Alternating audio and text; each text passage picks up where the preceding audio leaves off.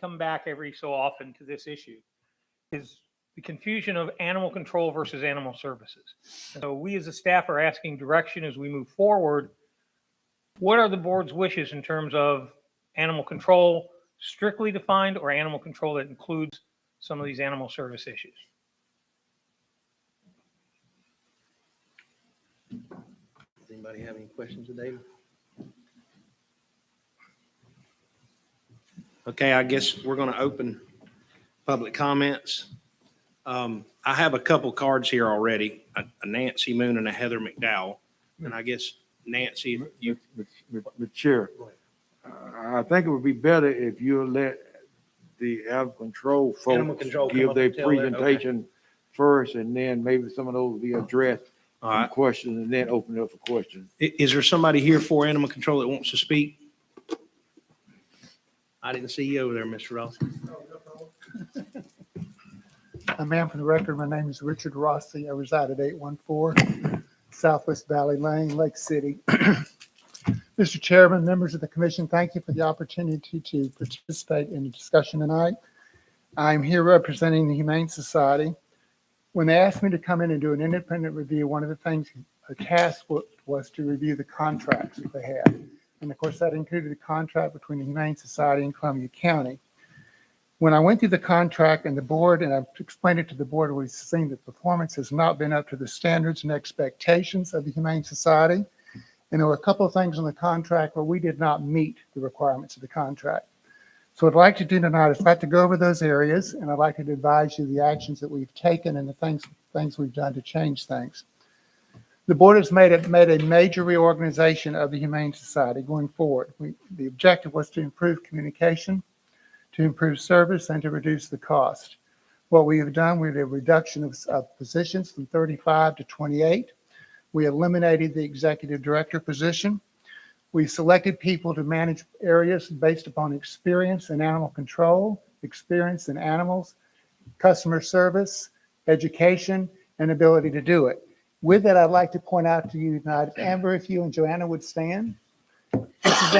This is Amber Everhart and Joanna Jacobs on the left. Sorry, senior moment there. Joanna Jacobs on the left. They are the people who are now running the Animal Control Division and Animal Services for the Humane Society. They have excellent customer skills, they have good communication skills, and they're fully certified and educated animal control officers. So I wanted to make sure you put a face with the position. They'll be contacting you next week by letter, or if you want a meeting, to give you some of the things I'm going to go over in the meeting so you know that we're going forward. There'll be full communication. Thank you. As I went through the contract, the first thing that the Humane Society did not comply with, the contract is very specific that the Humane Society is to give you an audited independent financial statement within 90 days at the end of their fiscal year. The year of the Humane Society is the calendar year. They have not done that for the last 2 years. Per our management and finance department, we're not attentive to this issue. And additionally, we had people in the finance department who needed further education. What we have done, we've put a lot of things on Excel spreadsheets and basic things. I have taught them accounting, and we've eliminated some of the software, which quite honestly, I think got them dragged into the weeds rather than seeing the big picture, and done some accounting training. Our year ends December 31st. We have a number of vendors who do not send their monthly statements till the 15th of the month. That means the earliest we can close the books for the year is about January 20th. I can assure you today that everything on our accounting will be to our independent auditors, Powell and Jones, by January 31st. And we will also be sending you copies of letters letting you know the material has been furnished.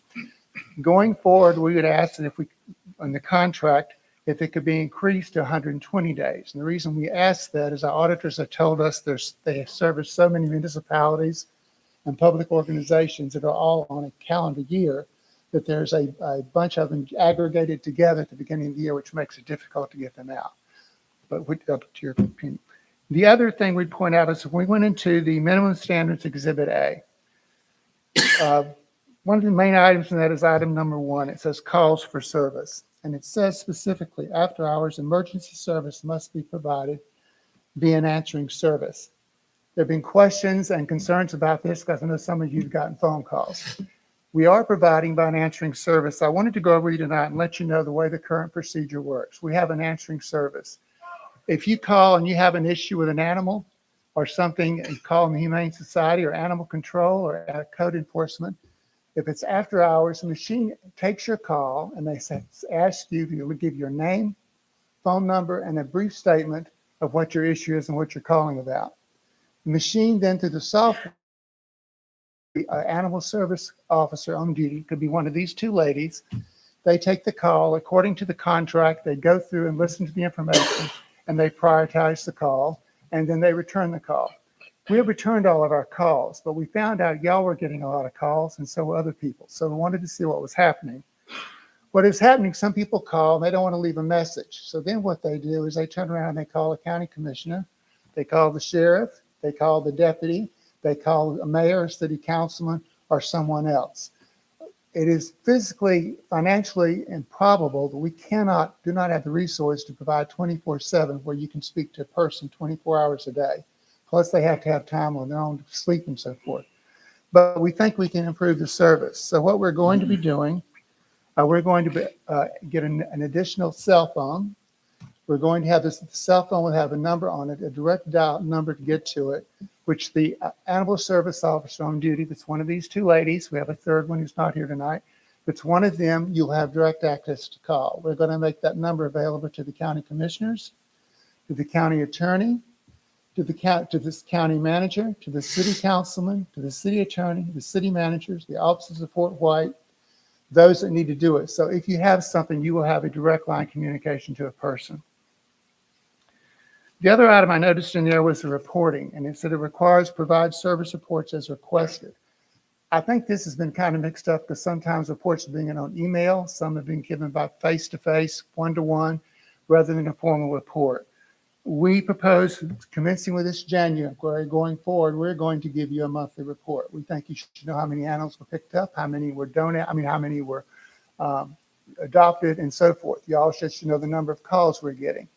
By the end of next week, Amber and Joanna will be contacting you. We'll send you a sample template of the form we're going to put together to send to you monthly. We think that you should be informed as we are as the activity at the center. We recognize tonight that you have several options before you. You can renew the contract with the Humane Society. You can place it with the Sheriff's Department, or you could place it with another third-party organization. We recognize that.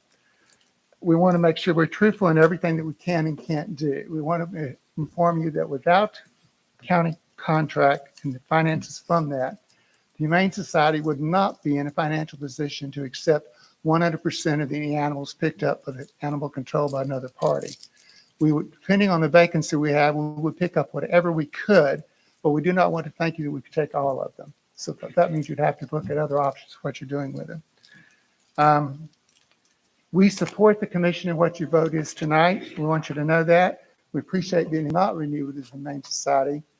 We would ask for a transition period of 6 to 7 months to allow us time to address staffing reassignments, staff reductions, and also to address contracts we have third-party vendors and suppliers. Thank you for your time. If you have any questions, I'll be glad to take them. Or Go ahead, Mr. Williams. What is the request from the Humane Society, the dollar amount you all acted by? I know I heard you say you have done all this cutting. What will be your budget request? Mr. Williams, I think we could get along fine with the previous amount. We don't have to have the increase. I know that we will not need I went back and saw the memo that was sent. I think there was 1, 2, and 3 consecutive increases. I know that we do not need the other 2. The thrift store is taken off and doing well. We're in the process of negotiating to get additional funding to complete the veterinary clinic. If we have the clinic and we can get that operational, what that does, she is currently operating in a space about the size from me to you. So if she puts an animal under and operates on her, she has to wait till the animal recovers before she can bring in another animal. And the new vets, the building we're putting up, she'll have 8 operating spaces, which means she can see more people. So the revenue that she's brought in this year has increased. If we do that, we think we could go forward if we had a contract, we would like to, the transitionary period, have the amount we asked for, but I do not think we need for the 2 successive increases. No, sir. Any more questions? So to be clear, you're saying that y'all could operate on the amount of the contract that y'all currently have? What I was saying, I think, Mr. Floyd, it was done in 3. It was 104,000 and 75 and 50, or 50 and 75. I don't have it in front of me. We do not need the 50 and the 75. I've run the numbers, the reductions we made. I'd hesitate to say we can't do without the increase. I think we can do maybe a smaller increase.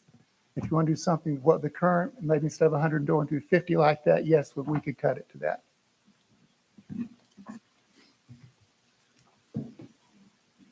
Any more questions? Not now. Thank you, Mr. Ross.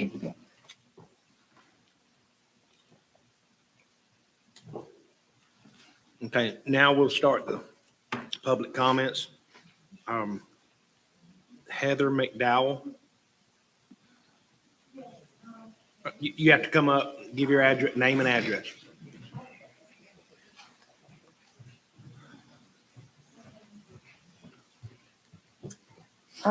Heather McDowell, 982 Southwest Spring Lane, Lake City. Okay, Miss McDowell, what I want to tell you, when you do this, you got 2 minutes, okay? And you'll hear a beeper go off, okay? When that beeper goes off, I'll give you 20 more seconds to close up or, to close, because I know it's tough to, if you haven't spoken a lot, it's hard to do it all in 2 minutes. But also, always address us. Don't address anybody in the crowd, just address us, okay? I'm not prepared. I do know we need mandatory spay and neuter, without a doubt. That we have so many feral cat colonies. I know for a fact for the past 5+ years, I have never, and I'm an animal advocate and rescue, never been treated good. Never taken in an animal except for yesterday. The first, and it was positive. They took the cat. But out of all my experience, and I've done tons of rescues and animals, I have a story about 2 very emaciated. You can't have an agency like them, and we need them. They're crucial for the community. I don't downplay. They work hard. I do. But you can't cherry pick. And you can't go and say, well, we've got laws we need to follow, protocols. Okay, but then you have law enforcement that will not enforce anything. Do you see how that's kind of like a clusterfuck? Ma'am, we're not going to have that. We're not I'm going to sorry, have. but No, it's a stop for a mess. second. It's a mess. Stop for a second. We're not going to have profanity, okay? So go ahead. It's a mess. So I don't know, something, and we had a AC officer a while back wanted to redo the laws. Because if some of the things that are still in place from 30 years ago are addressed, trust me, I think we could get a lot more done. There's just so much I want to say in 2 minutes. So I'll give the floor, but we need neuter and spay. Thank you, ma'am. Backyard breeding is... Nancy Moon.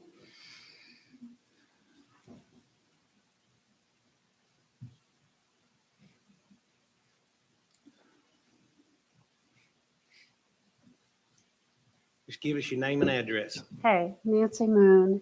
It's Nancy Moon Ketterling, 497 Southwest Sunday Glen, Lake City. I didn't know what tonight was going to be about. So I hope maybe if you all can look at this, that it can help the budget in the future. So year after year after year, you, the commissioners, struggle with the animal care budget numbers while watching the number of cats and dogs increase, which usually means the euthanasia numbers go up.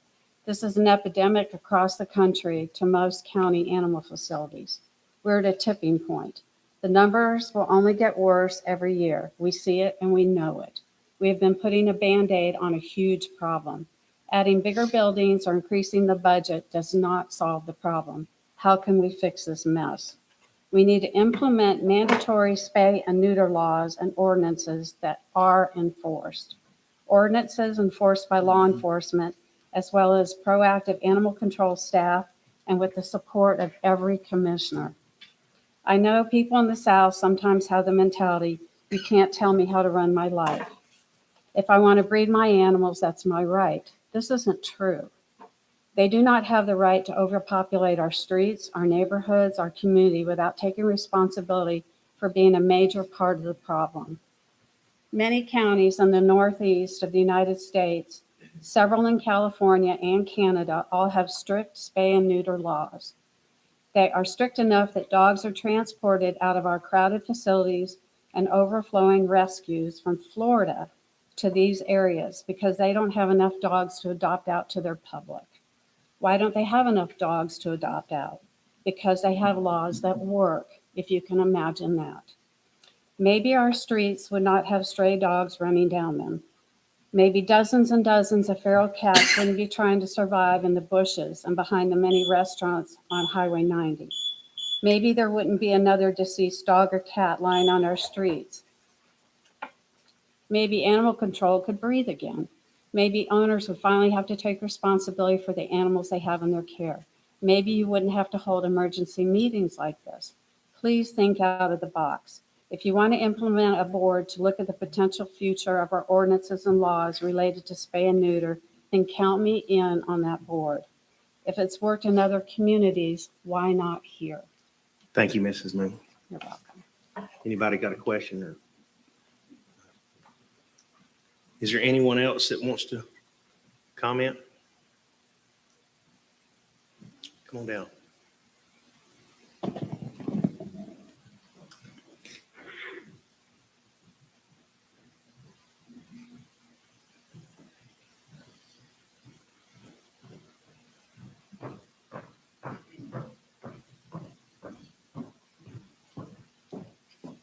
Thank you, gentlemen. My name is Robin Smithy, 1490 Northwest Brown Road. Just some concerns. The humane treatment and the compassion of the animals, as you know me for all these years, is my prime. If the sheriff takes it, I would really love to know that these animals will have more than 3 days before they're euthanized. If they will have a chance to be taken care of humanely and compassionately.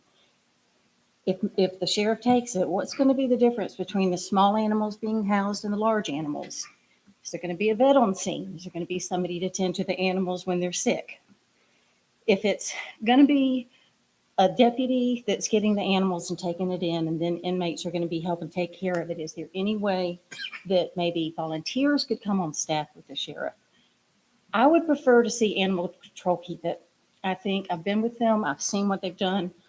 A lot of mistakes have been made. I was on the board, I know, for a while, but I really feel like if we give them a chance, they work with y'all closer, submit all the bills to y'all, let you look at all the bills every month, work with you, be complete transparent.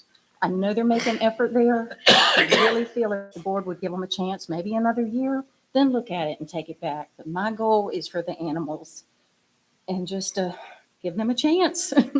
And just, if maybe the sheriff could even, if y'all could, I know this is crazy and you're going to kill me, animal control people, but if y'all could even cut the budget, have the sheriff put a deputy on staff there and let the deputy be there and work with these officers. Give them a car, give them cut the budget if you have to. That would take off some of the, off the animal control people, and you would have a deputy with a gun that a lot of people respect. It's just some ideas I feel like if y'all could look at and work so closely with us, the citizens, the animal control, and the sheriff's office, it is a win-win for everybody. Thank you, gentlemen. Thank you, Ms. Smith.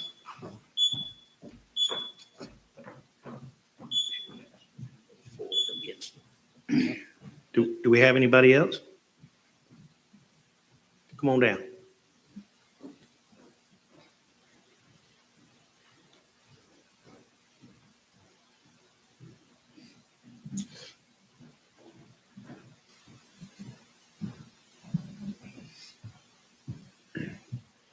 My name is Lonnie Pippins. I live at 157 Northwest Ash here in Lake City.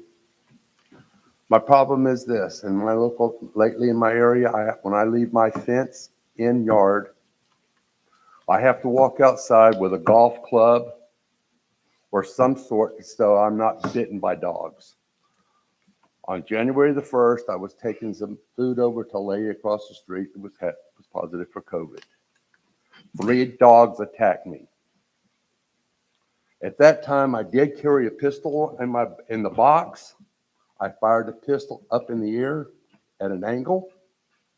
Then I called the sheriff, called 911. The sheriff that came out talked with me, basically stated that I shouldn't have, with the gun. What else can I do? I made a noise. The dogs ran away. But I have to walk with a golf club. I can't even walk our road. We can't even go outside of our fenced-in area because of these dogs. So what do? I'm leaving it up to all of you. And I want to thank the sheriff's office for at least coming out and talking to me. Thank you very much. Sheriff.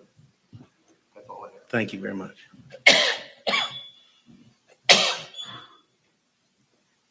Anyone else? Come on down. Oh, I didn't see you. I'm sorry. Okay, whatever y'all want to do. I'd rather you be mad at me than her. I'm Tana Norris. I'm at 152 Southwest Crozier, Glen, Lake City. I just want to take a minute. I wasn't prepared, but I would like to say that the animal control, they do an amazing job. They really do. It's an emotional thing. I deal with children. The innocents are usually the ones that get the bad rap, usually get the bad end of the stick, and that's usually children and animals. So I'm very thankful for what they do. And for that, I would like to say thank you. But what I would like to say is I don't think the sheriff's department really wants that monkey to feed. I think he's got enough monkeys on his plate to want to feed another one. Yeah, they make mistakes, but you know what? Whenever you're dealing with people and you're dealing with the community, y'all do it too. Everybody makes mistakes. But I think in the long run, what they do is very emotional. I don't want to get emotional now, but I know how difficult. I've been there. I've seen the look on their face. I've seen them, when they have to put an animal to sleep. It's sad and it's hurtful and it's difficult. And they do that all the time, trying to save that one animal. And, we have animals all out and there's feral animals everywhere that, I go out and feed them because I can't stand the thought of them starving. What I would really like to do, and I have neutered, I think I've paid them to neuter 5 or 6 cats, and it's reasonable. It's $50. I mean, who can do that when a vet charges $200? They're amazing. But I would go out there and trap cats if y'all increase their budget, where their budget could be to have someone that did nothing, but the public could go out there and trap these cats and take them to them and let them neuter them. That would fix the problem. There are all these animals out here, and I know it's like he said, we would love to have responsible pet owners. We don't have responsible parents, much less responsible pet owners. It's not going to happen. But when we do see these animals out on the street, the public could, if y'all increase their budget. I mean, I cringe when you say they don't need any more money. Yeah, they do. If you were out there and saw what they did, they need that money, and the county does have it. So I know y'all got it. So just give them some of it. That's it. Thank you very God much. bless you. Thank you.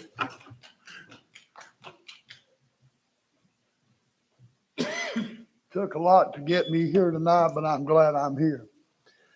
I'm Ron Fasell at 457 Southwest Grassland Way, and a lot of you commissioners know me personally. I've spoken to a few of you on the phone regarding this issue of animal control. My concern is that I have been inside of animal control. I have volunteered. I have worked this. I have fed these animals. I have cleaned poop. I have been there. And the thing that really concerns me is I guess that I'm not understanding what we're really doing here tonight. I thought that we were moving forward with a budget to continue the project that we had going on for 1 year. It was brought to my attention, I guess, by the forum and the folks that are here tonight that, maybe we've got something else going on. And I'd like to really know what is going on, because you guys had voted on a budget to help us, And you guys know that I know what I'm talking about.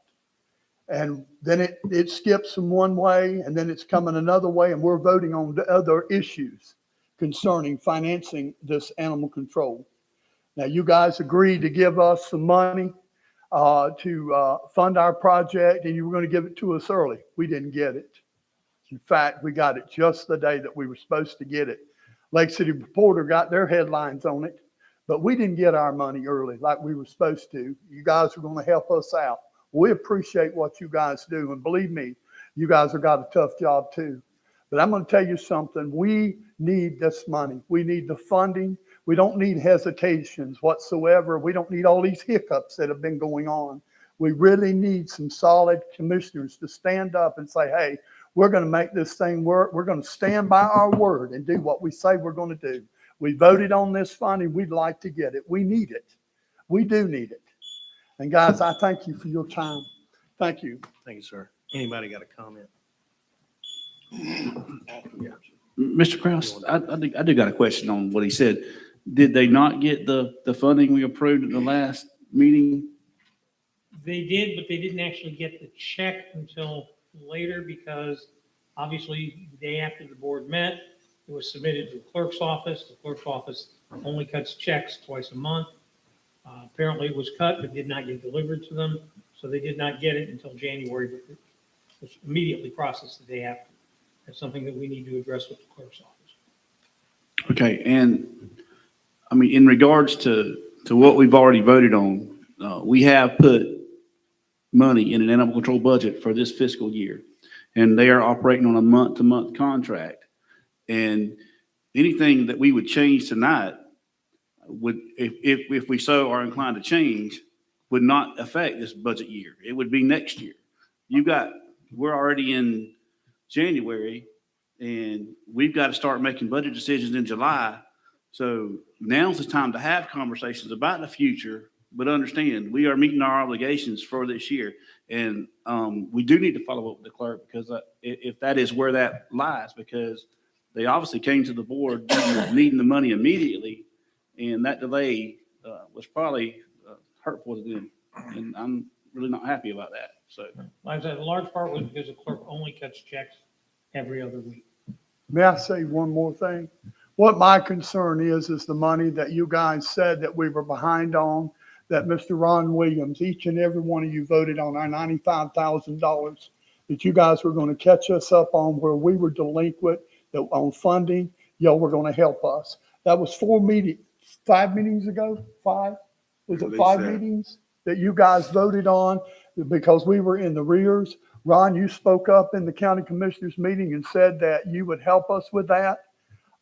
We haven't seen that money either. And that was where we were behind.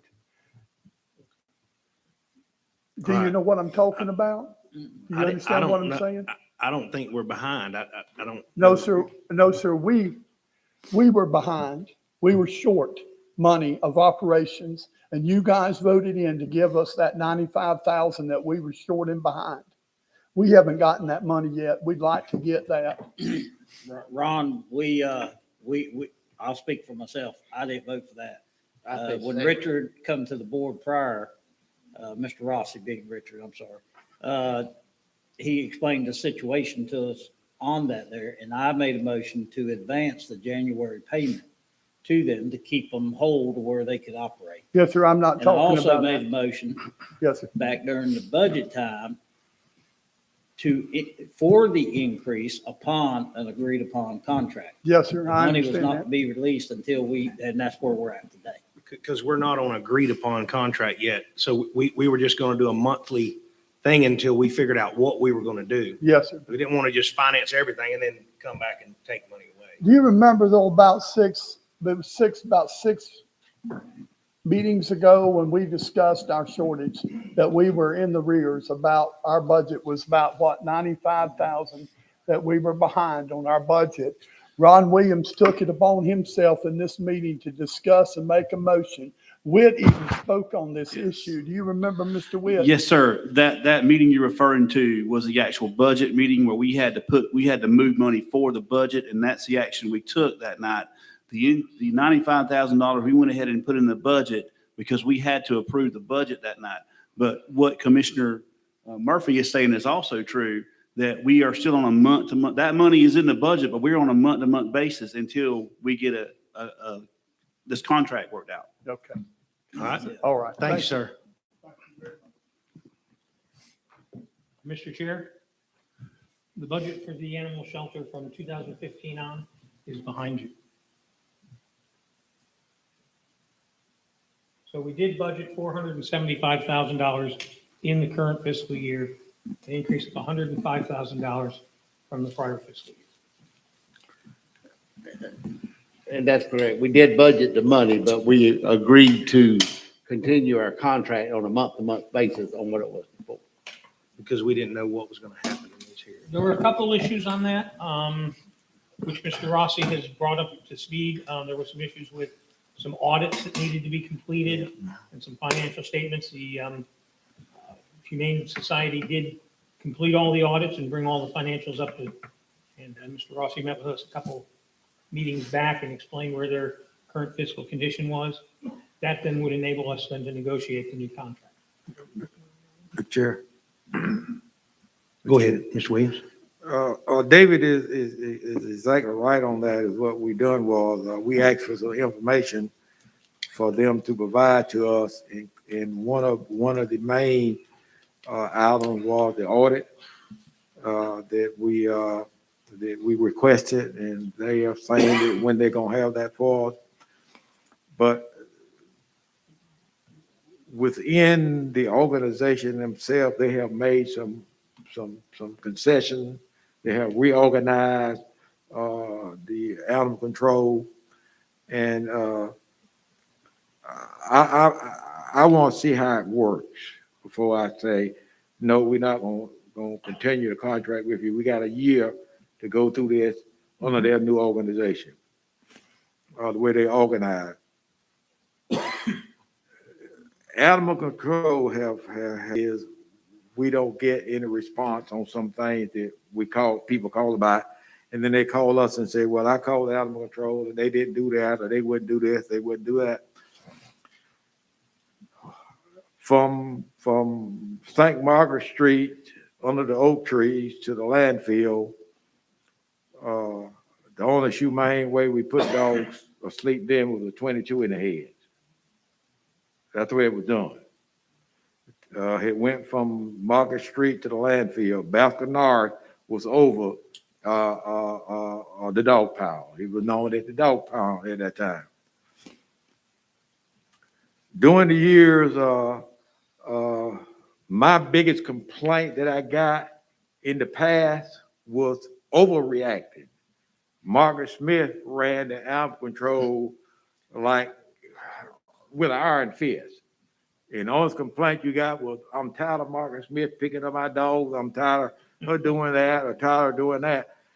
And now I'm getting the complaints I get is they don't do what they should be doing in a sense of speaking. Will we ever get another Margaret Smith? I think that was the only one God made when it came to animal control and running the dog pound, in a sense of speaking. But I want to see how their new organization chart that they have put in place works. Now, I think that, and then we got on into the year when we start our budget workshop, we can keep track on what they are doing. Now, you're always going to have complaints. You're going to have a dog owner that's not responsible for their pets, and they're going to bitch that the animal control people out there harassing them. I don't think they're harassing them. Times have changed. My community in Winfield, it used to be my Uncle Charlie, Mr. Jim, my Uncle Hal, and Mr. Jim Wilson. We had dogs running everywhere. Now I got a whole subdivision out there on Winfield Road. People live everywhere. So it changed the way I take care of my dogs.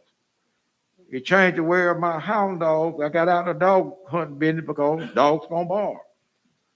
And then people complain about my dogs barking. So I had to change as a responsible pet owner. I told Rocky the only time that I've seen this building completely full even much in the balcony, is when we did the first animal ordinance dealing with dogs. People came from everywhere to voice their opinion about these my dogs, and you're not gonna tell me what to do with them and this and that. Time changed. And you can rest assured most of the time that people complain about they're not doing their job. If they would do their job with their pet, you wouldn't have to call animal control. I know there are stray dogs out there that I call them community dogs that need to be dealt with. Now, my concern was with the animal control was that I don't think that you got to bring me a trap and I got to pay you for the trap. Now, that might not be true, but this is what people say. Well, they bought me a trap and I got to pay for the trap and I got to set the trap and I got to be responsible for the trap. If somebody gets stolen, then I got to pay for it. I think there's room for compromise on that.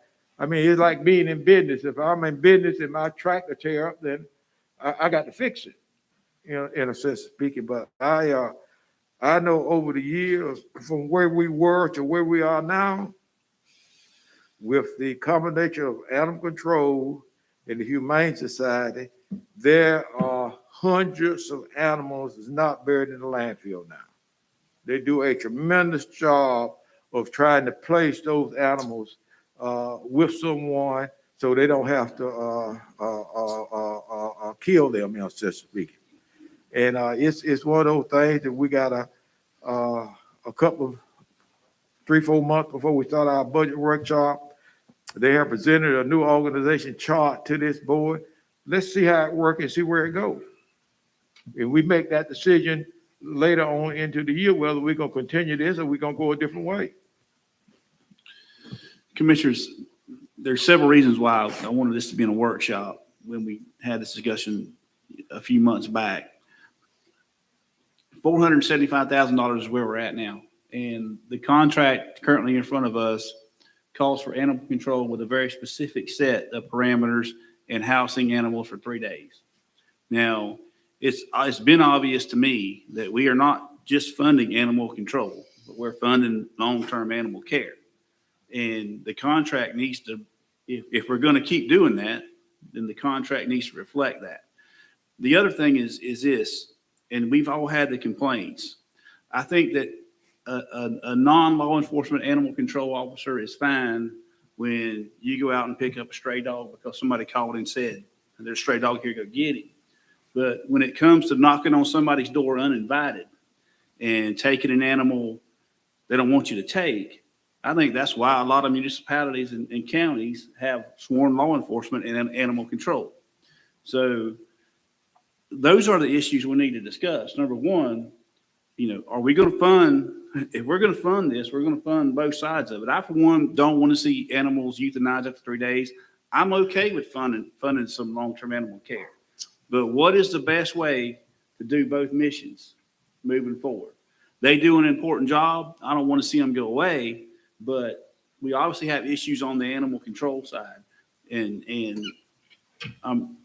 that's where we're at. That's this discussion. And regardless of what we do this year, obviously we have funding in place and we have a contract and whatever we need to, now that they've met all their obligations, I do think we need to renew that contract moving forward, because if you make any change tonight, it's going to take until September the next budget year to do it anyway.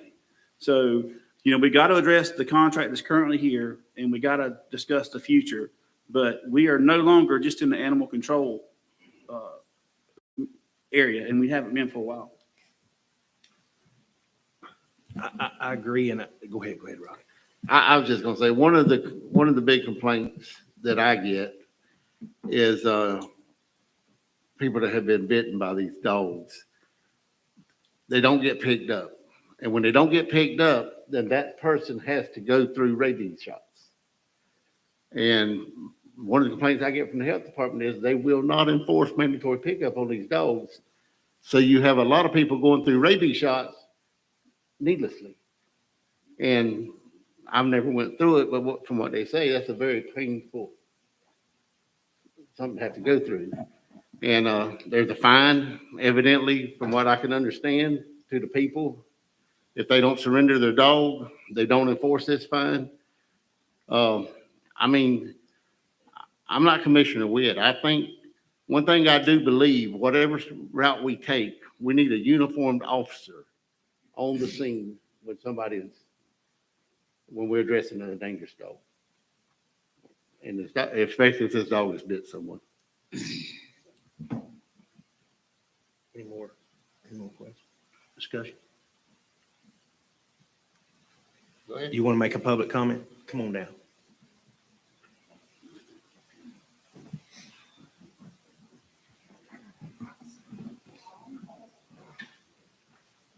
Good evening, Commissioners. My name is Amber Everhart. I'm an Animal Control Officer with Columbia County. I just wanted to address some of the complaints that you guys have directly stated to the audience today with respect to rabies quarantine specifically. We are not actually legally obligated to pick up the animal if it can be safely and, humanely housed during quarantine period at its home. We always try to put less stress on the animal. So if we can quarantine that animal, and this is like a first incidence of a bite, we quarantine that animal at its home for the 10-day quarantine period, and they are not actually required to get, the bite victim is not required to get a rabies series unless the animal does not successfully complete its rabies quarantine. If it should show symptoms, then at that point they are required. We work very closely with the health department. Sally Ford is one of our main contacts at the health department.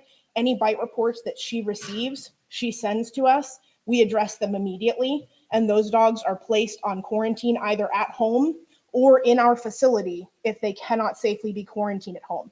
If the animal has previous bite history, then it is quarantined at our facility because the owner has already demonstrated that they cannot safely control their own animal. I just wanted to address that concern that you had directly. If you have any questions for me with other concerns, I'd be happy to answer them with respect to county or, Florida state statutes as well. How do you know that animal's in quarantine? So we are allowed to perform, random home checks. We go over and we sign a rabies home quarantine agreement with the owner. They have very specific guidelines and requirements. The dog cannot come into contact with any other animals. They have to designate one person over the age of 18 to be responsible for leash walking that animal. The only time it can leave the home is to be leash walked. They have to notify us of any emergencies where they have to remove the animal from the property. And they allow us, animal control officers or a county health official, to have free access to their home during reasonable hours to conduct random checks to ensure that the animal is in fact being quarantined properly. Well, I would just add, there's definitely a problem somewhere because Sally took the time out of her day to call me to complain about this today. So there's an issue somewhere. Okay, and I want to say this. I've been bit by a rabid animal several times. I've had probably 3 sets of rabies. And the gestation period is 1 week to 1 year. You can die in a week. Yes, you can. Okay. So when we say we quarantine a dog at somebody's house and this lady goes home to her, and I'm not being mean here because I've been through it. I understand. And you get home and you don't take the dog and kill it and get the rabies thing done, you quarantine them. I want people to understand that it can be 1 week. And that is a scary thing. How long is your quarantine? The state mandate for quarantine for the health department is 10 days. 10 days. That's not something animal control sets. It's 10 days. So when I'm bit, you said that they don't have to go get, I'm a little confused, don't have to go get the shots. I'm a little confused because if my wife or my family was bit by a rabid dog, they're getting or any dog, truthfully, in my opinion, because it's a scary thing. It was scary for me. It was because of what I did for a living in high school. And I went and got the shots the next day. And I think that most people would do that. So I understand, but I'm not real big on the 10-day quarantine. Let's wait and see what happens. And the lady's sitting there going, let's wait and see what happens with me. Okay. That's a little scary. So we don't set that quarantine period. That is set by the state. That is a state mandated quarantine. But again, if it's an owned animal, We unfortunately, just because the animal bit, we don't have a law allowing us to seize their property and euthanize it for sending tissue off, because that is the only way to test for rabies, is to decapitate the dog and send tissue off. But And if you it's understand an my owned opinion, animal, you know. I do, I completely understand. But we walk a very fine line between trying to enforce the laws that are set by the state and county ordinance and ensuring the safety of the people and animals in our county. I can't just go to someone's house because Fido accidentally got out into the yard and bit someone and take their dog and euthanize it. I can't do that unless the law affords that. Now, a dangerous dog is a completely different issue. Florida state statute states that if a dog is deemed dangerous after an investigation, there are very many requirements for that. And if it does come into our facility, that is a mandated euthanasia. So a dangerous dog and a bite dog are two different things. Right. I mean, you can have a Shih Tzu or a poodle bite somebody that's in a home with loving parents. And, Yes. But really, my concern is the one that runs after the older person, bites them on the leg, like we had happen last year. Mhm. And she's sitting there going, does he have rabies?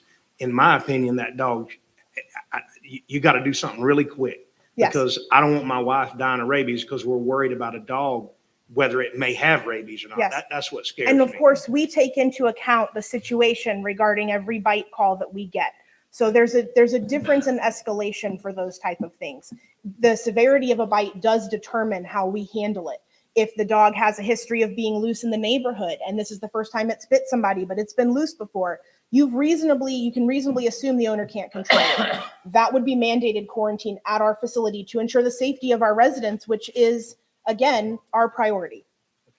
Thank you. Any Mr. other Williams? questions for me before I go sit back down? Mr. Williams He's might got have- something to say, but stay right there. Mr. Chair, I had an incident that happened similar to that in my district. The dog got out, dug up under the fence and got out and bit the lady. She called the animal shelter. The animal shelter went out and quarantined the dog at home. But she called me and said, they didn't take the dog. He's tied up in the backyard now. I said, ma'am, and I just quoted the statute is saying there's a 10 days. She can either quarantine that dog at home or take it to the shelter if they don't have a way to quarantine it. She was satisfied with that then, knowing that why the dog was tied, simply because he was being quarantined at home instead of in the animal shelter. So and I've been through this deal with getting bit. It wasn't a dog. I was training some coon dogs, and I went and trapped a coon. Put him in the pen and put a collar on him. Well, he eat me up, putting the collar on him, me and my son. About 10 days during the quarantine, I had him in the pen, he got out. So I had to go through, me and my son had to go through the rabies treatment because we did not have the raccoon for 10 days to make sure that he didn't have rabies. 3 weeks later, I caught the same coon 10 miles from the house. He went back home and he still didn't have rabies. So it's one of those things that I know about rabies shot. And that is the time that they gave you the shots in the stomach. They don't do that anymore. They give them to you in your butt, I believe. Now, don't they? Your rabies shot? I've never had the rabies series, so I wouldn't know. So it's a little confusing, but once I assured her that they were following the right protocol with quarantining the dog at home, she felt a lot better about it. Thank you for coming up. Now, I want to ask you something, Chair. I Sure. got a question. Yes, sir. I just want to clarify what Mr. Williams just said. Do y'all not have the means to quarantine a bite Oh, dog? No, we quarantine dogs at our facility. We provide quarantine at our facility, and in some cases, depending on the situation, we don't give them the option to quarantine at home if we don't feel that they can properly control their animal. Okay, or how the long have severity. you been with animal control? February 8th will make 1 year. Okay. Yes, sir. Well, I dealt with this issue, I think what Mr. Ford is alluding to, and, it's aggressive bite. Yes, sir. Person hauled to the hospital. Mhm. And of course, I'm not going to get into details, but anyway, we all know in this room the dog was quarantined at home. Mm. Okay, so I guess my point is, so we're going to let a dog run around Columbia County and bite constituents, and you're going to be held prisoner in your own community? That ain't right. I would pose that if the county commissioners would like all animals who bite, regardless of situation, to be quarantined at our facility, they should make an amendment to the county ordinance for Columbia County specifically that supersedes and is above. We have to meet the Florida That state was already statute, agreed but we upon, can we can exceed that. If the county commissioners would like for Columbia County to quarantine all bite animals at our facility, they have only to make a county ordinance that requires that and place it into the contract, and then animal control would quarantine every bite animal at our facility. Right now, the statute does not require that, and our budget and housing constraints do not allow for every bite animal to come into our facility. Again, we take each instance into account. If you have someone over to your house and your dog bites them in your house because they were visiting and the dog was scared, that's very, very different than what you're speaking about. An aggressive animal at large posing an active threat to our community would certainly be picked up if it bit someone, and it would be housed at our facility, and it would be the first step for a dangerous dog investigation. Let me ask you this. So are these only dogs that are not rabies vaccinated or unknown whether they are or not? No, sir. Every dog, regardless of rabies vaccination status or not, is quarantined for 10 days. Okay. Is that done because sometimes rabies vaccination is not effective? It is done because you cannot be sure if an animal was vaccinated. Rabies vaccination is for a year. Say they were vaccinated 8 months ago and they've come into contact with a wild animal that is positive and they've contracted it because the vaccine protection is no longer active. We do not take chances with people's safety. And I want to make it very clear. We never recommend not to get the rabies series. If someone is bitten, that is their choice. And I recommend every time for them to do what they feel necessary to ensure their health and safety. Well, and if I have anything to do with it, we would quarantine every dog. And that is something that the county commissioners because this could is do. the issue. It's just like Ron had. You get a dog that bites somebody and you send it home with mama, and mama gets scared that it's going to get taken, or she lets it out one day and it runs off. Mhm. Then you're out of luck. And So I would state that anyone who's been bitten, that's an emergency for them, regardless of the that's right. situation. It's not an emergency for us, but I promise you, I've been there. When you get bit, you think you're going to die in 2 days. Yes, sir. And you could. Yes, So it it's is one of those very things urgent. that I would think we need to be to help to protect our constituents. I would say we need to quarantine every bite animal. I don't care what kind of animal they are. That might cost us more money, but that's my opinion. I don't believe that you can make a constituent feel good until you know it's quarantined somewhere, and it might not even be the people's fault. I'm not saying they would be bad. And again, that is well within the grounds for the county commissioners to amend the county ordinance. We'll do that. You would We'll just deal have with to that. also take into account the increase that it would cost for us to have, because it's 10 days. It's not 3 days. We have to house those animals for 10 days, and they have to have limited contact with staff as well. And it's a specific building. They can't be in a building that can be accessed by the public. We appreciate it very No much. problem. If there are no other questions, I got I a will- question for the Thank you attorney, very much. no problem. Mr. Foreman. If I remember right, a board of county commissioners can pass an ordinance that supersedes the statute, but we can't pass one that lessens the statute. Am I right? Right, you can't lower the standard. As an example, you guys adopted an aggressive dog ordinance, where if a dog was exhibiting aggressive behavior short of biting, they could be taken into custody, and that's a violation of county ordinance. So you've done it. And I think there was some discussion before about, taking up a dog on any bite. I think the issue you have is the broad severity of bites that can occur, right? You can have the situation that you guys were talking about from last year where somebody has to be hospitalized. You can have, my little dog nipping me on the finger, which he does all the time. It's technically a dog bite. So you have to think about where your parameters are going to be, because what you don't want to have is somebody weaponize this against a neighbor, right? That dog came over here and bit me. I want you to take it and impound. And if they're mandated to do it, then the dog's going to get impounded and you're going to have a he said, she said. So you have to come up with some criteria to establish if a bite in fact occurred. It's not as cut and dry, but I think you can absolutely, Commissioner, raise the standard to say if that dog bites, that dog is going to be quarantined. Well, my question would be, when you pick up someone's dog to quarantine them, who pays for it? So we're saying that if a dog bites somebody, we're gonna do away with the 10-day statute requirement and mandate that all dogs that bite someone go be quarantined at the shelter at the owner's expense. You open a big can of worms there. They currently, sometimes we have that happen and they cannot pay, so they don't come pick the animal up. And then we're left with euthanizing an animal that is very clearly dangerous to the community and we cannot legally or safely return to said animal. So that it does pose a problem. Officer Jacobs and I would be more than happy to work with the county commissioners and get something written for, further enforcement for bites, and depending on the severity, we would at your behest. Thank you.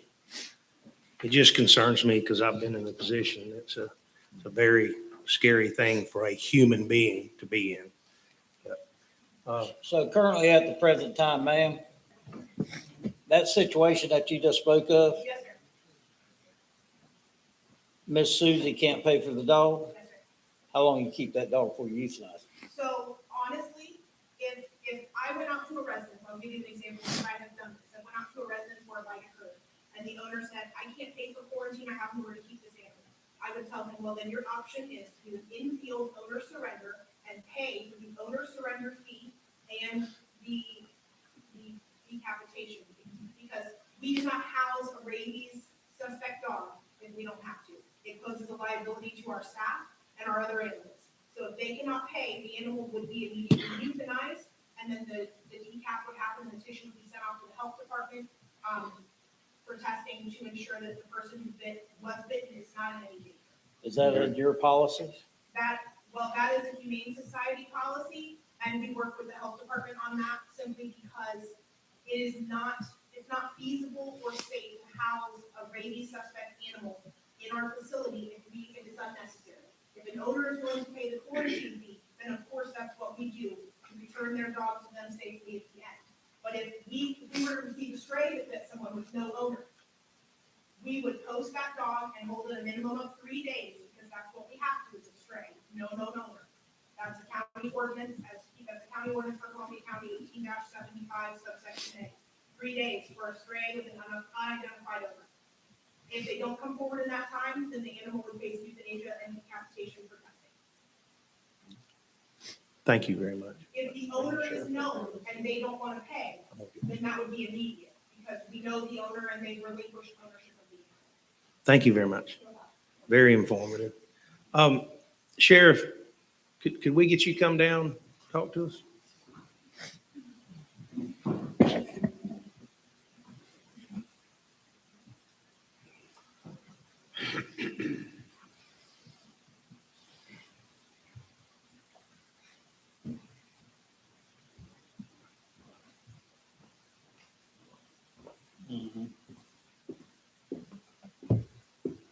How you doing, Sheriff? I don't know. You never know. It's a day by day. Can you tell us something about the program? When you say the program, as far as the animal control, Yes. and let's face it, it's very emotional. It's a hard topic, and we have to make some tough decisions with it. The way I look at it, it is a twofold mission there. You have the Humane Society, who has a mission of trying to take care of animals, rescue animals, and put them back out there so they live a good life. Then on the other side, we have the enforcement side of it, and that's a mission in itself. When you put those two together, it gets convoluted, very convoluted. I see, the benefits of having everything, as far as continuity of operation, the dollars being all in one house, as far as cost savings, potential cost savings. But on the other side of it, it goes back to the convoluted portion of it. You just heard her talk about the seizing of an animal, taking an animal. There's a lot of statutes. People don't understand that. Commissioner Williams, you said you told the neighbor that, hey, this is what the law says. We deal with it day in and day out. People want to, when we go to do enforcement action out there on our side of it, they want to tell us, well, this ain't right. We don't make the laws, legislature does, or you guys enact ordinances, and we follow those and to the best of our ability. So I'll work with y'all in any way that we can to make this work. And I'll go on record and tell y'all, do I want to do animal control? No, sir. I believe one of them put it very, very nicely a while ago. We have plenty to do, and then some. I do see, we visited a facility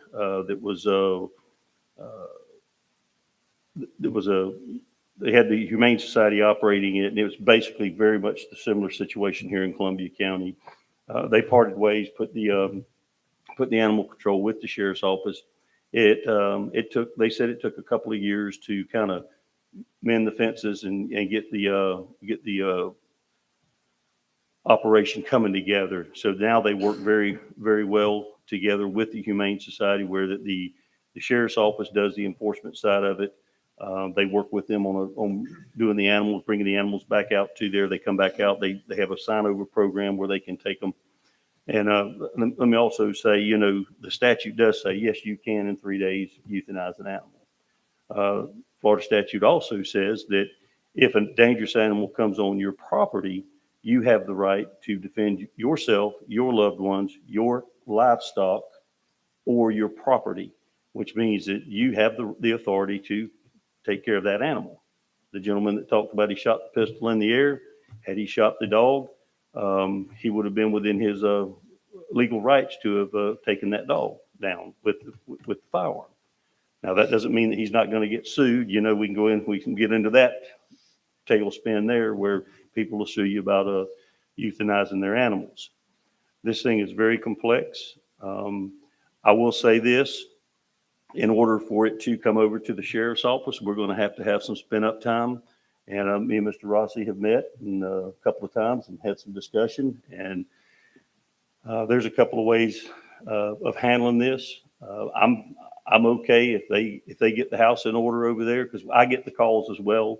Part of the thing that you would pick up with it being with the sheriff's office would be the communication side of it, being able to call, because I know how people are when they call and they want help. They want to talk to a person, a live person, 24/7. We do it every day, all day.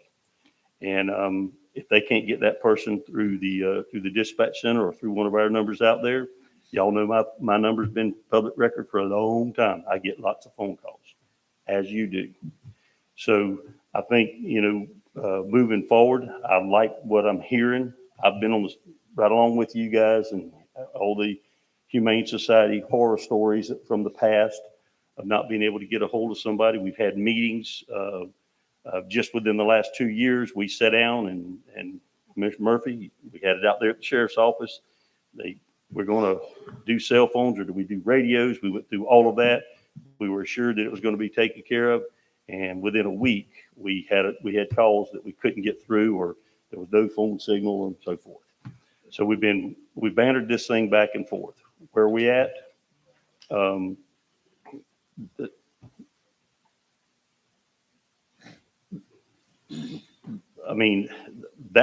That took place, but as far as it coming over to the sheriff's office, it would take me some spin up time.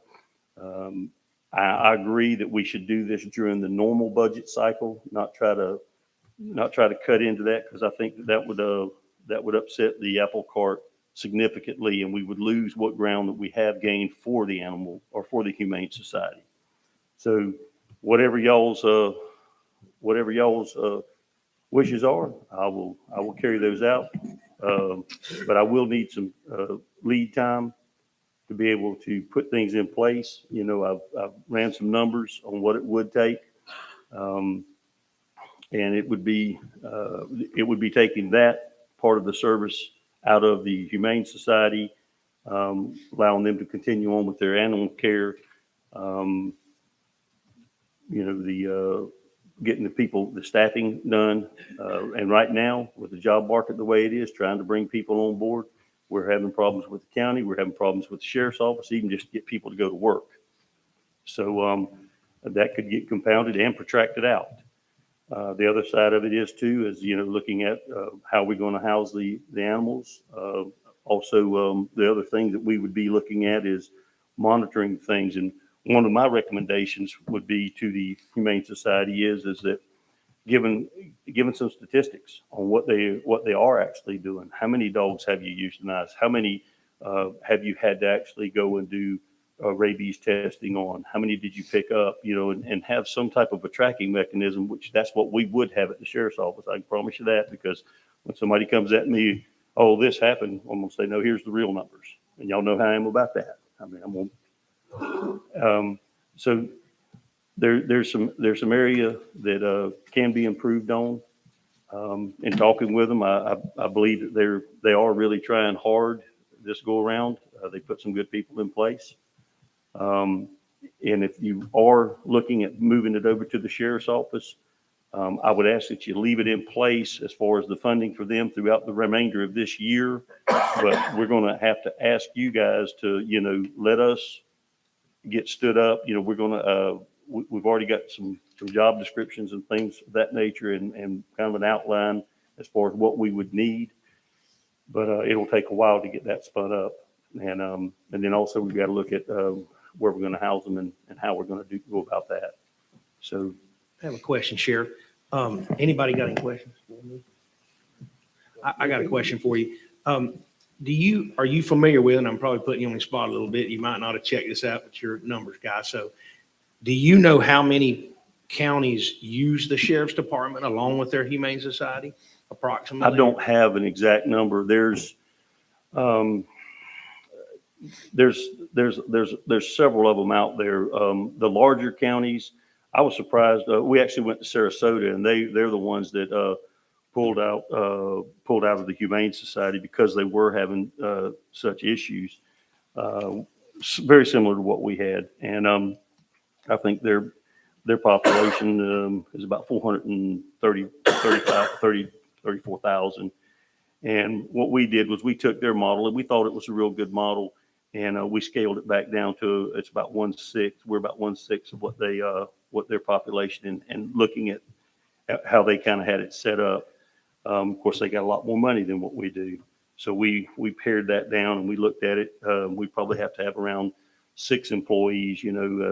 We're going to have round the clock coverage, with the actual officers out there, have somebody on call, to do that. We'd have to have somebody, an administrative person to be able to handle the people that come in to, get the animals, or, make sure the paperwork's done, those kind of things. Then you'd have to have a little bit of overtime budget in there, because, there's going to be some of that.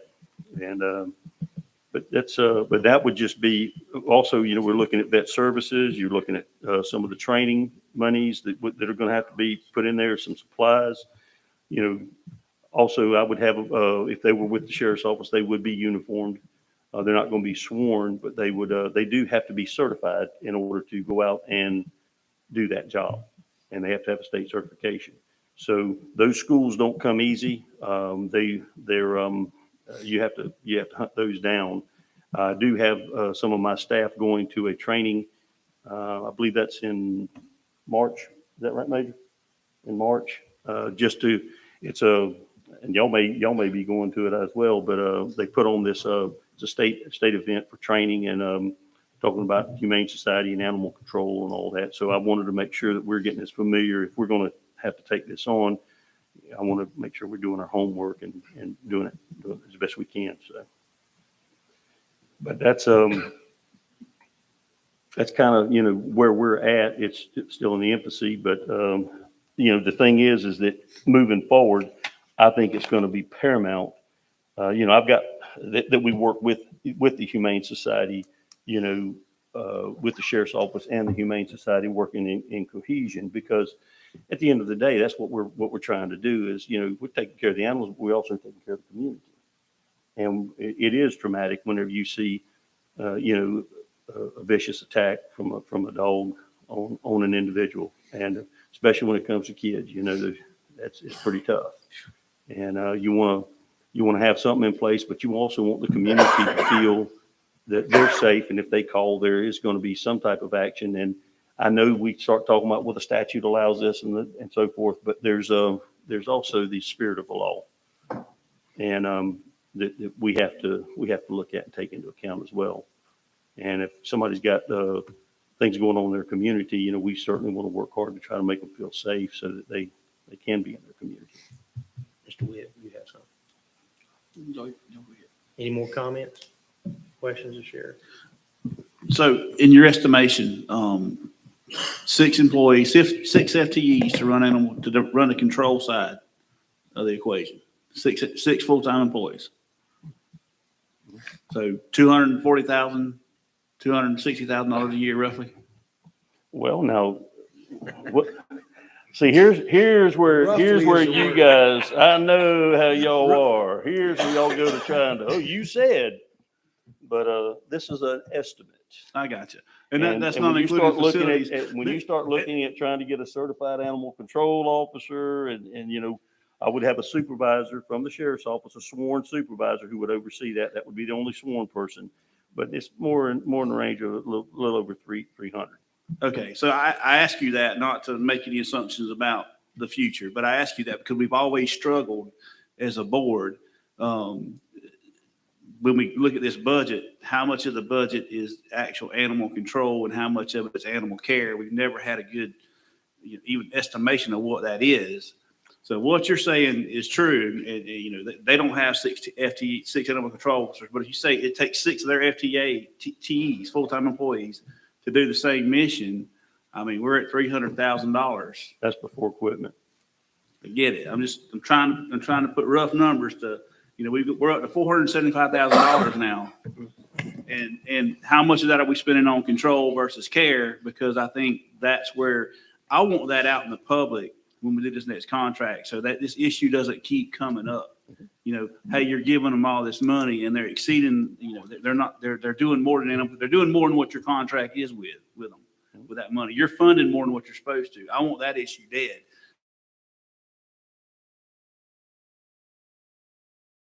Make sure our constituents are okay with us doing that. And that's what I've always said. But, there again too, whenever these animal control officers go out, I mean, if they're needing assistance from us, we certainly will respond. Matter of fact, we're usually the ones that respond first whenever there is an attack or whatever, and then we're trying to get a hold of them to get them to come out and assist, and then do their craft. And David, I'm not very interested in discussing numbers tonight. He'll be the budget process. You need to work on a number to go in our budget on whether it's the sheriff proposal or the Humane Society proposal. And in that, we need to break out how much is animal control and how much is humane. Because we're going to have to, we can't leave humane all by itself and not funding something toward humane society. So when we start looking at this come budget time in our budget process, that includes capital outlay and everything to do with moving it from the Humane Society to the Sheriff Department, so we can look at apples and oranges against oranges. But that's what I need to see. And to Commissioner Williams' point, I think the other reason why those figures, and even if it's a rough way, even if we use the 6 employee estimate, even if it's a rough way of coming up with how much we're spending on animal control versus how much we're spending on animal services. I mean, the goal is that they are a private, not-for-profit organization that solicits donations from the public. The goal is, as they increase that, then the expense of taxpayers on the care side, either stabilizes or decreases, so we don't constantly have to increase that side of it. I think the main issue is we signed an animal control contract and we're doing a little more, and based on the sheriff's numbers, we might not be doing much more than animal control, but we are funding more than animal control currently. Well, that's been one of the main issues is they haven't shown the willingness to separate those two out. I mean, not since I've been here. Well, but I don't think, maybe there's not an easy way to separate that out. And when the sheriff was telling me how many FTEs it would take to run it, that kind of gave me the idea, maybe that is the way to separate that out. If the sheriff did it on his own, he would have to have a facility and equipment and fund 6 positions. So you know what 6 positions over there, their budget is actually animal control based on just how many positions it takes to do that mission if you were to pull it out. And all these things have been presented in one form, fashion whatsoever, and I'm not going to beat up on the previous presentation by animal control directors, but and I don't want this to turn into a numbers thing because it's not a numbers thing for I, but in 16, when I got here, we stayed stagnant for 2 budget cycles. In 17, 18, you can go back and check it during budget time, and when the animal control and Humane Society come up and made their presentation, we're going to fund this, but bring us a number of total separation of animal control and Humane Society.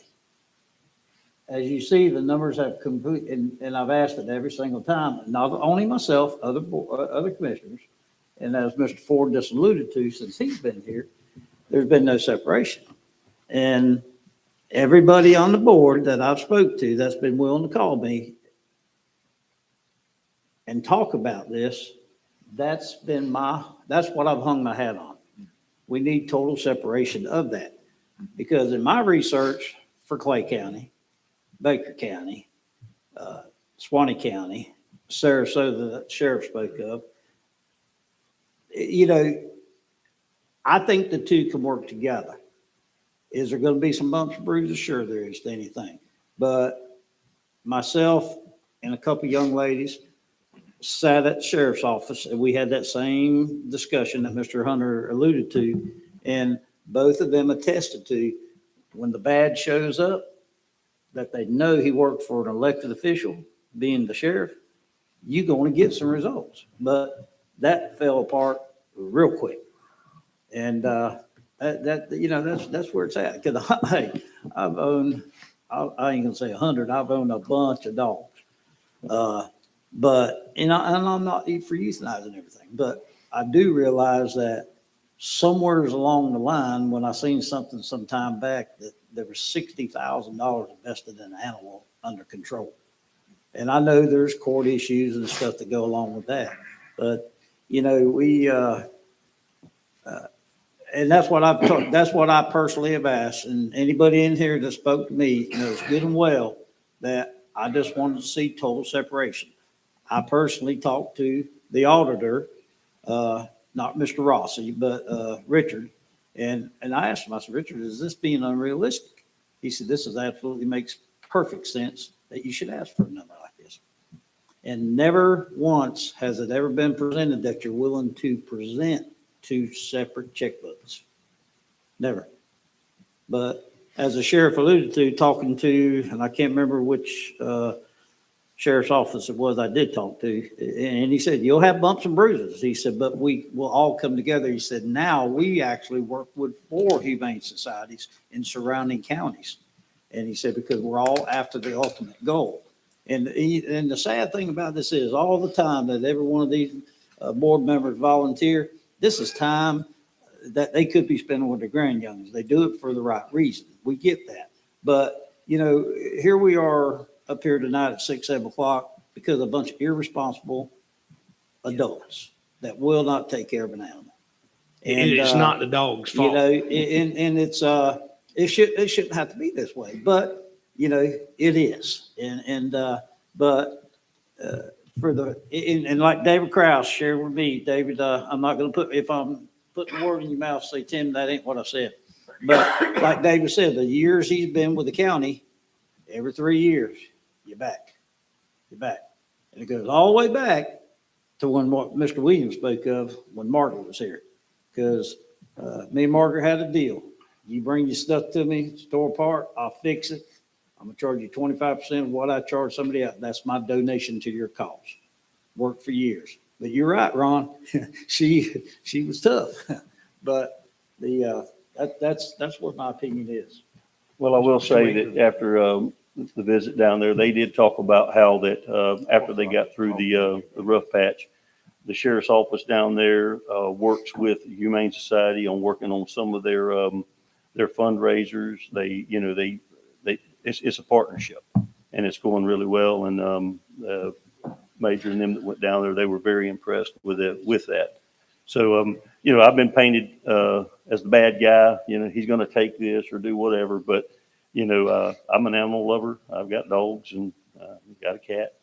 And but there's when we cut through all of it, we do have a responsibility, and part of that is accounting for for what we do and how we spend our taxpayer dollars. And I'm y'all know me, I'm tight. I'm gonna make sure every penny's accounted for, but I look forward to whatever we decide to do, and I'll help in any way that I can, and because we got to have it. I mean, we're growing, it's coming, and it's only gonna get bigger, and so go from there. Sheriff, can you hold on just a sec, just in case, Mr. Williams? I think it's sort of kind of unfair to look at this budget from 2016 to 2022 and see the escalation in the budget. Let's look at every budget we fund in this county and see what percentage he'll raise from 2016 to 2021, 22. I think that's unfair to say, look where it went from 2016 to 2022. Look at everybody else's budget we fund and see where it went from 2016 to 2022. I think that's a bad comparison. Sheriff, I had one more question that came to mind. When you were talking about the model in the other county, you said that the animal control officers themselves wouldn't be sworn deputies, but they would be certified and sworn officers of your sheriff's department. With the sheriff's office, yes, I would have one sworn supervisor because of statute and all that, so that we'd be able to supervise them and then be able to be familiar with the statute. But they would be certified officers, no different than what the Humane Society has there. They would be wearing a uniform, a sheriff's office uniform, and identified as a animal control officer. So in my mind, I see room to work together where maybe that's the service you could provide. Maybe that actual officer that goes to the house could be your employee, working with the Humane Society, but then the rest of the mission could be done by the Humane Society because they, with the young lady speaking, they seem to be very up to speed with the laws and how long and how they have to house them. But maybe just you doing that part solves 90% of our problem. Some kind of hybrid program. Come down. If you come down and do it in front.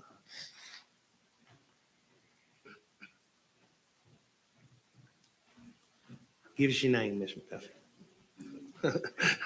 Barbara McDuffie, 304 Southwest Pinehurst Drive. I have a question for Sheriff Hunter. You say your officers would be certified. Our officers are certified. But now our officers are not allowed to carry any kind of, not even pepper spray. They can't carry anything. They can't carry, is that correct? You can carry pepper spray? No, we are OC certified. We are able to carry OC spray to use on dogs as well as bite sticks for the express purpose of aggressive animals. Okay, I apologize because I thought you could not, because I know in the past. Be additionally certified to carry them. Okay, because they cannot carry any kind of ammunition, I guess. Right, pardon. So we have a lot of aggressive calls where our people are in harm at times. So I just didn't know if your people would be able to be armed. Well, I would have deputies, but the animal control Right. officers. So when your or officers. deputies Right. would not be armed. Right. So it would be just like our people going out until y'all could come and help. The only difference there would be that they would be plugged in with our communication system. And then we would have situational awareness, a better situational awareness on where they're at and what they're doing. And the shift sergeant would be listening out for them, and that would be one of the benefits of having them with the sheriff's office. So they would have armed backup in the area pretty close. Well, they would be on, I would envision having a radio, having them part of the radio system. And I'm sure sometimes we have people with the dogs that are pretty rough people. So I guess, and I know those ladies have to deal with that, and that's not any fun. And I'm sure that if the deputies, a lot of times the deputies will, the enforcement people will say where they're going, and I bet you a deputy will be there waiting on them, because there's some houses that are just rough places, even with the dogs or without the dogs. So. Thank you. Thank you, Ms. McDuffie. Good. Any more questions of the sheriff? Thank you, sir, very much. Thank y'all.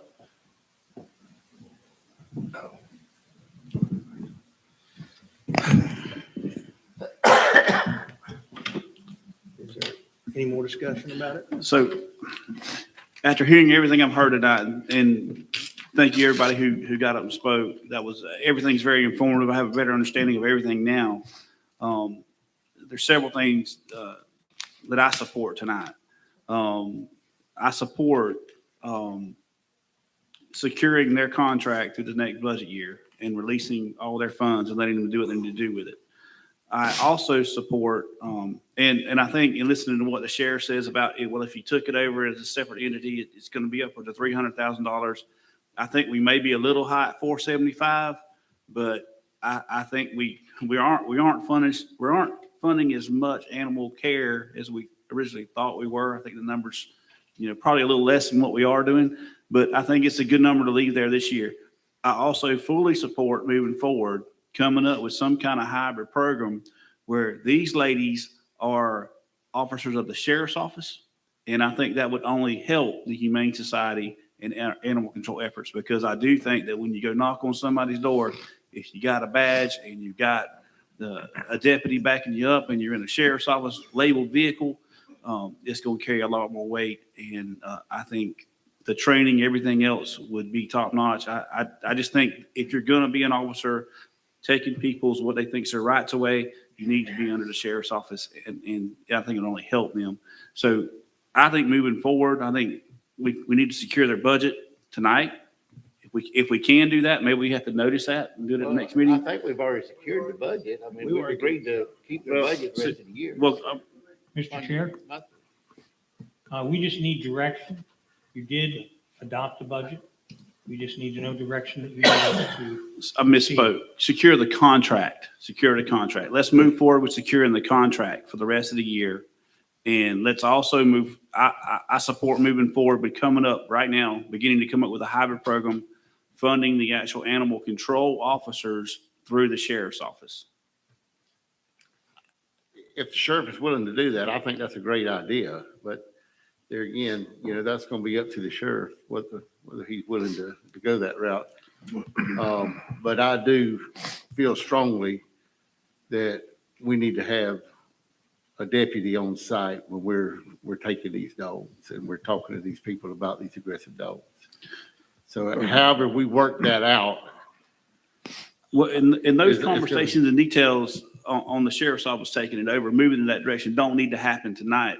But I'm saying we need to move forward from this meeting with discussions with the sheriff as to whether that's possible, and if it is, make that a reality. Well, I still hold to my first comment.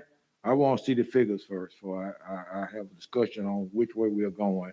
If I got the dollar amounts there that it's going to take to do what we are talking about doing, then I can have a honest discussion. But right now, I can't have an honest discussion because I don't know what it's going to cost. And to your point, Commissioner Williams, we know what we budgeted this year. Mm-hmm. Let's secure what we're doing right now. And all I'm saying about the sheriff's office taking over the animal control officers is let's move forward from this point in that direction. We've got this whole budget year till July when we start talking about it to have something on paper. But let's start now those discussions and we'll have those figures. Well, I can't start the discussions until I know what it's gonna cost total from capital outlay to operation. Well, my vision of that would be the sheriff employing the 3 animal control officers with appropriate vehicles and equipment to do that mission. And whatever building has to be built. And I think they have to secure some kind of plan before they could actually put a budget to that plan. You know, you can't put the funding there without having a budget first. You got to have what it's gonna cost to do it. Well, I mean, if everybody came up here, everybody we fund, we got put money there without them presenting the budget, we can't do that. Yeah, and We got to know a figure plugged in and say, guys, this is what it's gonna cost to do A, B, C of this animal control. And again, I'm not directing any of that take place tonight other than what we've already voted on. I'm saying let's move forward with those talks. So we've got that number during the next budget cycle discussions. And that's all I'm saying. From operation to capital outlay. That's all I'm asking for. So, Mr. Witt, just for clarification, are you, I don't remember whether the motion. I think the direction tonight, the only direction tonight we need to take is to direct the county manager to move forward with the current year, securing the current year contract for animal control. We've already put money in the budget. They're on a month to month. Let's get them off month to month and secure it for the rest of the year. Is our formal motion? Is our motion?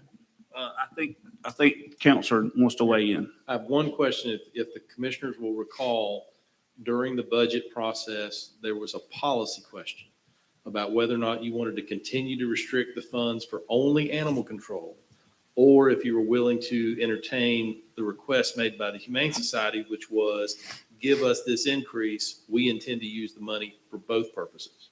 And Commissioner Witt correctly pointed out, well, until we know the answer to that question, which that's the point of the workshop tonight.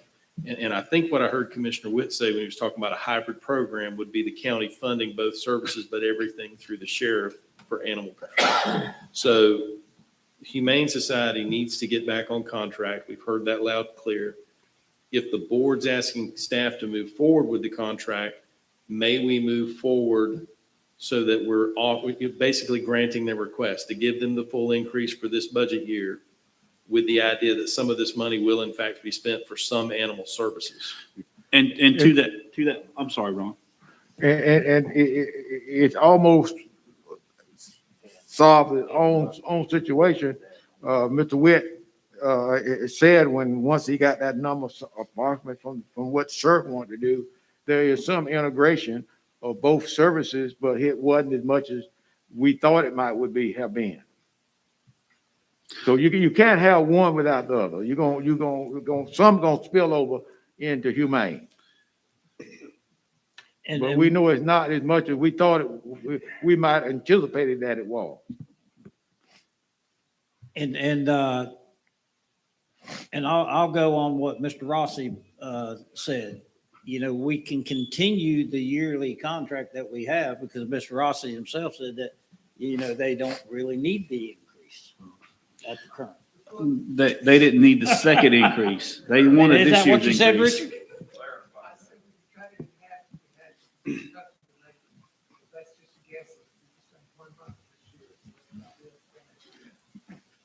But did you say it was divided up in 3 increments? I would say what we've done is, what they presented to the board, we had the first year increase of $100, which is we had one second increase of 50 and 30.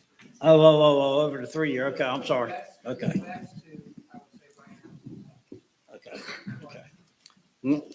One thing I would add to Commissioner Witt's motion that he was making, I would like to see monthly reports with the number of calls y'all responded to, what action was taken, and follow up from that action.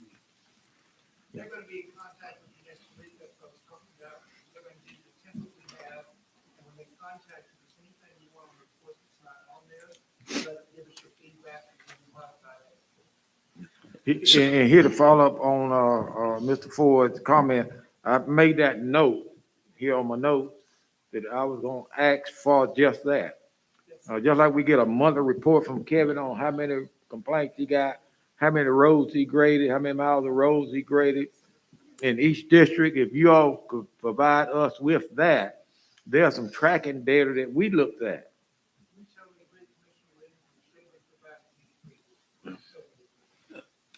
Mr. Chair and Counselor, this is probably some input from you too. Obviously, we're gonna have to draft a contract and bring it back to be voted on. That's correct. So do we just need direction tonight for you to do that, or do we need it in the form of a motion? Well, we'll do a motion since we're in a special meeting, but to be clear, for us to negotiate the contract, the only thing that David and I really need an answer to is, must the funds be totally restricted to animal control, or can the funds be applied to animal services as well? Because that was the big kicker from the budget meeting. I think we've all conceded that we, throughout the years, funded a little more than animal control, so. Right. But we don't Yeah. know that. We haven't seen no detailed report. Yeah. We're making assumptions here. We doing what Nobody now? on this board can sit here and say that and put a fact in the number with that. There's no way. We're just going off assumptions. Well, we're The basing sheriff- that on conversation that the sheriff had a while ago, taking what he was saying and then looking at where the budget at. We are not spending as much in humane as we might have thought we were. Why don't we just let the Humane Society present us with a proposal? Yeah. And if we have the ability to negotiate with all the options on the board, I want the board to understand the clear policy direction of the board historically has been every penny must be control only.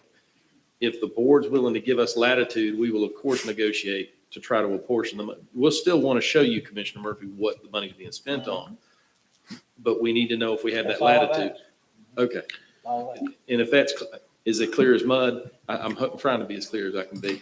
But if we get that latitude, we can start negotiating again. We couldn't negotiate before because the request versus y'all's policy didn't match up. Okay, so So we need direction on the motion. I'll make a motion that we direct staff to negotiate with the Humane Society for a contract for the rest of the year, rest of this fiscal year, that breaks down animal control and animal services. And I guess that's my motion. I second that motion. Any more discussion? We have a motion and a second. All in favor? Aye. All opposed? Motion passes. I just want to add, I voted for this, but I am going to hold the Humane Society accountable to live up to what they talked about in this room tonight. All right, Chair. Chair. I have something to say. I think we're dealing, I just want y'all, in my opinion, we're not adversarial. This isn't an adversarial thing. We're all wanting to take care of as many dogs as we can. We're also wanting to take as care of many humans as we can. And I feel like y'all are a different animal. You know, I'm very impressed with your knowledge, and I know we've got different people in here that are running this, and I hope that we can come to a good, you know, for everybody's happy and all the money's accounted for, you know, and that's really what we're after, because we are voted for by our, you know, constituents, and it's their money we're spending. So we have to make sure that we're doing the best we can with the money we have. And I definitely applaud y'all for the changes y'all make. I think y'all are making a valiant effort to provide this service. But it's happened in the past, and it's lasted for 6 months, and then it's kind of went back to what it was before. So what I'm saying is, you know, we need to make sure that we stay on top of things there. You need, make sure you have good leadership involved. Chair, to add what we just took place, I would like to make the motion that, as well as what we just decided and voted on, that staff continue to negotiate with the sheriff to bring back the number that Mr. Williams stated, the hard number, what the capital outlay is and everything, and to be in a position to where that if this board decides because like the sheriff said, that if we decide to go his way, as far as the sheriff doing animal control, it's going to take a 7-12-month merge, you know, but be prepared, because when the animal shelter all get together, the Humane Society, I should say, and they bring their proposal to y'all to be presented to us, then that way you're going to keep both sides moving. we're not back here another year from now, sitting there going through another transition space. Because, and I'll go on the record for every one of the board members that I dearly know, I will not vote for a contract when my constituents call on an answer machine and you don't get no response. Either they call them, and y'all pay them however you want to pay them. But if any answering service is involved in this, you lost me. That's guaranteed. That ain't gonna happen because I've done proved 3 times it doesn't work myself.